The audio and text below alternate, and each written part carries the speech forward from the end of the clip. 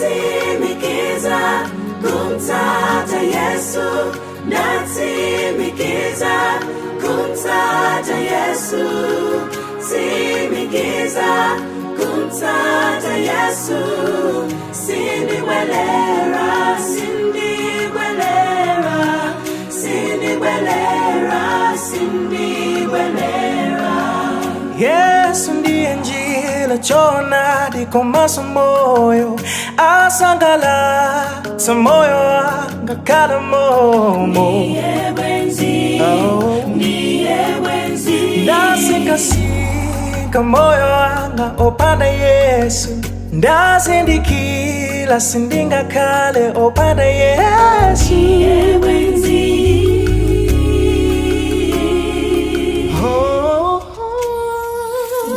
Natsimikiza kumtata Yesu, natsimikiza kumtata Yesu, tsimikiza kumtata Yesu, sindibwelera, sindibwelera, sindibwelera, sindibwelera.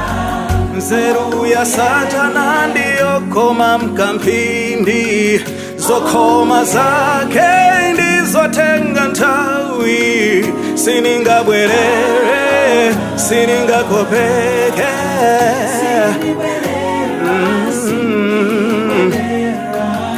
Mulungu wanga sindingamutaye, manja mwake sindingamutaye.